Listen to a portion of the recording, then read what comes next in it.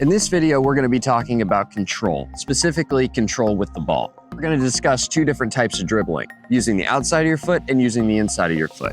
One allows you to have more controlled dribbling, and the other allows you to have a lot more speed. But even more important than that, it's the question of, can you be in control of yourself when you receive the ball so that everybody else on the field believes that you know what you are doing? If you've heard the phrase, fake it till you make it, nothing could be more true than on the soccer field. If you're a defender and you see a person receive a ball and they look like they could beat you, you're gonna believe that maybe they just could, which is gonna make you hesitate. It's gonna make you slow down. Balance and agility, the ability to move this way versus this way as opposed to just straight up and down, creates a huge difference at the college game. You also need to be able to move diagonally, this way, this way, this way, and this way, in control of the ball, so that you have 360 degrees of movement and ability in order to play the ball and go by someone. Today, we're going to be talking specifically about how you beat a defender or keep control of the ball on the outside of the field near the sideline. Now, there are two types, especially along the sideline, ways to dribble. One, you are dragging with the inside of your foot like that. Two, you are pushing with the outside of your foot like this. Now, those are two movements that a lot of times when you're in high school, you really don't focus on. But in the college game, when you have players that know how to defend, being able to move up and down the sideline, even slowly, but doing so in a way that you are always in control, will allow you to, one, keep the ball, and two, create chances to create openings to get passes or crosses in.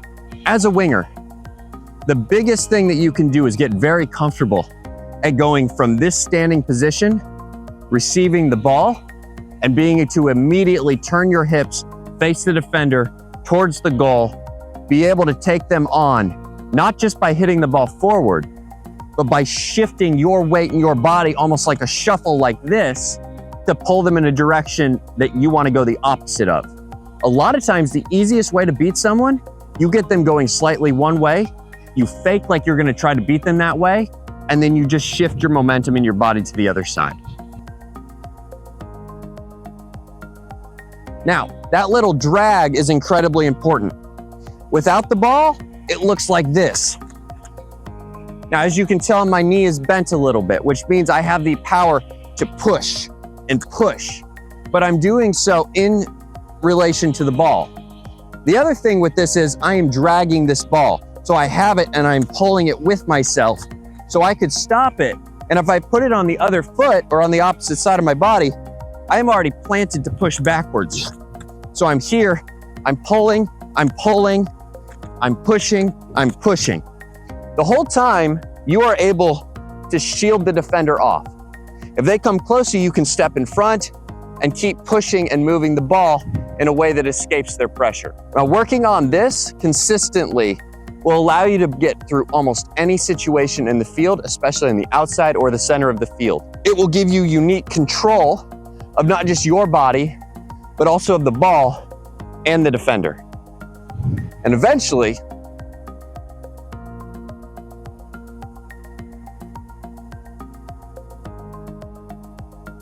now you're exploding by the defender, they can't touch you, and you have the ability to cross the ball in, hit a shot, or release to the inside of the field. Now, using this technique, it will allow you to go backwards on the field, forwards past the defender, or cut to the inside depending on what the situation is. And a lot of times this is what it looks like. I receive the ball across my body. I transfer it to my other foot. I see that the person is coming too quickly. I take a little step in order to shield, and then I push out, and I'm able to release backwards. Other options, ball comes into me, I receive, I transfer it. I take two little stutter steps to the inside and then push towards the center of the field.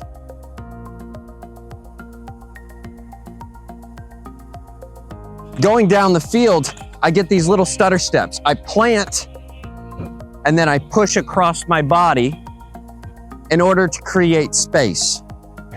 So if I was to do that very quickly, it's here, here, here, step, plant, pull. Now that is going to throw the defender's momentum off. Because at the end of the day, the only thing that matters is how much you're able to move and change the center of gravity of the opposing player. If you can get them moving one direction, you will beat them every time. But if you get them coming straight at you, you're not going to be able to beat them. So what you want to be able to do is get their movement going to the left or going to the right. If you can do that, it's very obvious which way to cut and what you're going to be able to do because they open up the entire field to you. When you are looking to receive the ball on the outside of the field, 1, are you receiving it with your chin up? If your chin is down and your eyes are down, that's an immediate pressing trigger for a defender to close that space and take the ball from you. 2, are your shoulders back? Do you have the ball on one side of your body versus the other? If you're like this, they're gonna have to respect you. The last part of the proper technique is that when you receive a ball, you wanna be able to receive it across your body. So if it's coming from my right side, I let it come across and I immediately transfer to my inside foot. Whichever foot is inside towards the center of the field, that allows us the ability to dribble towards the center, down the sideline, or at a defender. But what you don't want to have happen is you receive this ball and then you just kind of shuffle. When you are receiving the ball, it really should just be one movement. As that ball comes across your body, you receive it and you plant and step and put it on your dominant foot, the one that is on the inside of the field. Now, one of the biggest mistakes that I see people make when they have the ball is that it's in the center of their body. If it's in the center of your body, the only things you can do are hit like this, move like this,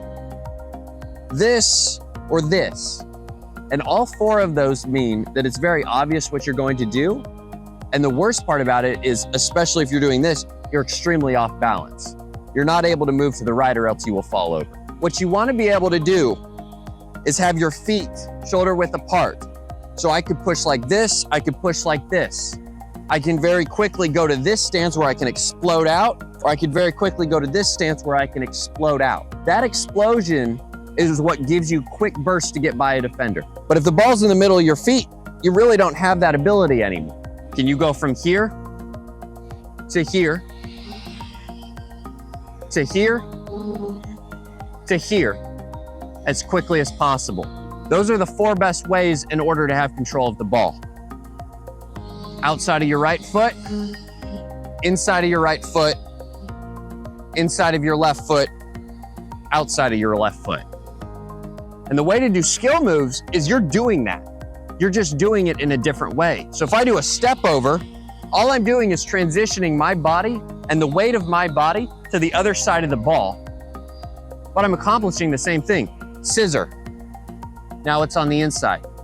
Scissor, now it's on the inside. Step over, now it's on the outside. Step over, now it's on the outside. In reality, the ball typically does not need to move in order for you to be able to do everything that you need to do on the field. But the way to have that happen is the control. It comes to you, you have it. You receive it and you transfer your weight and the body to your strong foot. A lot of times that's your right foot. Some of you, it's your left foot. Depending on which side of the field, you're gonna have to get really comfortable using both. Another mistake that I see happen all of the time is that when the ball comes in, a player attempts to step to the ball. So the ball will come in and they will step to it like that and take it back across their body. Now, if my hips are facing backwards down the field, it means I can only go one direction, which is that way. If my hips are facing this way, I can only really go this way or slightly this way. But if my hips are facing towards the center of the field, I am able to go 180 degrees around me. Let's complicate this by saying that there's a defender right here. If that defender is right there, my hips, in reality, should be turned slightly to face them. So when I receive the ball, they are the point of emphasis of where my body language is pointed to. Another thing that letting the ball come across your body achieves is that you will always know where the ball is. And so you will always know where your feet are because they're always going to be shoulder width apart. Therefore, you know where the ball is going to be. And so you can receive a ball with your head already up and already have it in a position to be able to do something with it.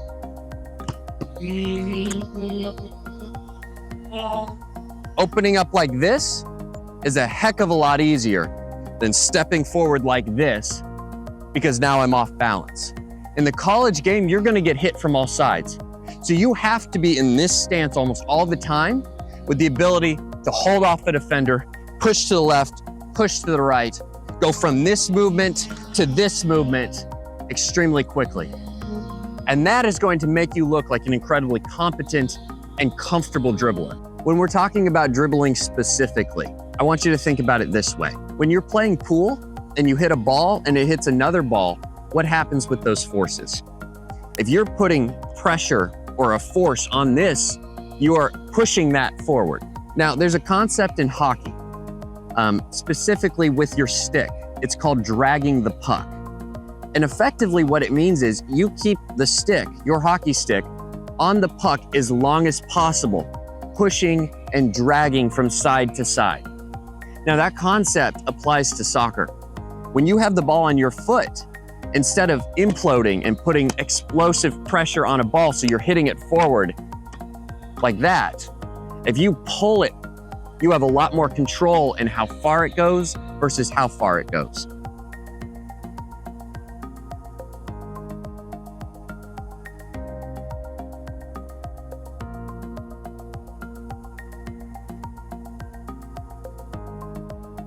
Every single one of our players here at Wesleyan, we talk about these kind of things.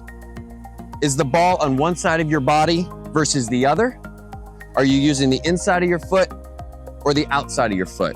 And just as importantly, how much space is between your foot and the ball?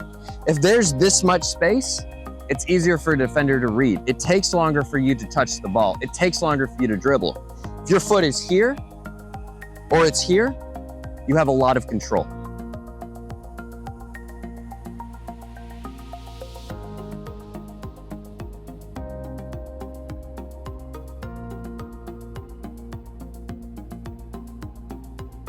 This same concept applies directly to the center of the field as well. Let's say that I am coming backwards and I have somebody on my back. A lot of times I see this. Now what you're doing there is that by turning like this, you are opening up the ball and your body to the defender. Instead, using the same concept that we just talked about on the outside of the field, you can actually become much better at turning while shielding and keeping the ball. For instance, I play the ball, it comes back to me. I let it come across my body, and I immediately transfer my weight to the outside and transfer it to the inside. Now my foot is between the defender and the ball. I have control, so I could go this way or I could turn and go out the other way. And I have control of my body. Now what this looks like in actual practice, ball comes in, I receive it, I've got it here. Now I can push backwards, I can push forwards, I'm able to move. If it goes to the other side, come across my body, transfer, now I can push out and get away. Or what will happen more often than not, and then I just pass it across to my teammate. But getting here, planting and being solid, having the ball back here, far enough away that they can't poke at it, far enough away they can't touch it, allows you to step into the pass, release it, have good technique and good balance. And at the end of the day, the defender who's behind you, they have no chance of getting that ball. None of these are difficult movements. They don't really even require a lot of skill. But these are the difference between being a really good player and one that is average. A player that is able to get by or keep the ball 90% of the time versus 60% of the time. And over the course of a game, when you have an entire team that is fundamentally sound and has the technique down correctly, it's very difficult to take the ball from them. And they're able to get off more shots, receive the ball, get the ball, keep possession of the ball, and be able to pin teams in their other half. And that, at the end of the day, is what we are trying to achieve offensively. We want to keep the ball in the opponent's half the entire game. And anytime they have the opportunity to try to get it back, we are able to shield, keep the ball, and attack them.